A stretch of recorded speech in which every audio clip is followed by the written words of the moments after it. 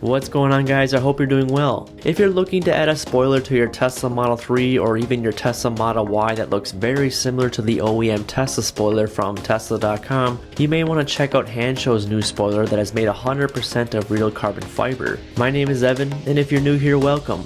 I create content on anything Tesla related, including new products like you see here. Consider subscribing to the channel to see future content like this. I wanted something that matched the OEM Tesla spoiler, but of course was not looking to spend a ton of money on it. From Hansshow, you can get this carbon fiber spoiler for both the Model 3 or Model Y, and it comes in both glossy carbon fiber or matte carbon fiber. I chose the matte version, as you can see here, and first impressions had me quite surprised with the quality and fit formation to the trunk. Installing this took me less than 10 minutes, as it's quite a breeze to affix to my trunk. The first task we need to do is wipe off the rear trunk with a moist microfiber towel to remove any dirt or dust. After wiping this down, take your finger and glide it across the top. If you feel there's any roughness or gritty feel, you may want to use a clay bar application to remove any of these imperfections. If you don't, I took one last wipe down with an alcohol sheet to further remove any final imperfections. Take your spoiler and affix it to the trunk without removing any adhesive backing yet. Get an idea on where it should be placed by measuring on both sides of the spoiler. In my case, for the Model 3, it was just about 5 inches on both ends from the panel gap to the very edge of the spoiler for the perfect center placement.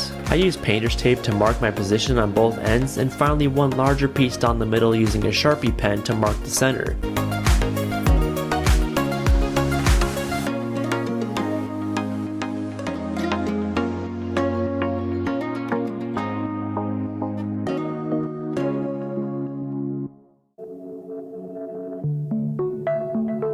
Use a blade to cut the top from the hood and the trunk of the spoiler. After we had the tape placements correct, simply pull back the adhesive backing to expose the sticky side of the spoiler. Now I only took off half and left the remainder in place just in case I needed to readjust the spoiler. However, from my experience, I would just pull off the entire adhesive backing and stick it to the trunk to make the installation process easier. Be sure to align the markings on the painter's tape with the line we created earlier. I started with the center and pushed hard from the middle, working my way outward. You can see I had a little difficulty removing the final red tape on the other half of the spoiler, which is why I recommend just removing it all at once before placing it down.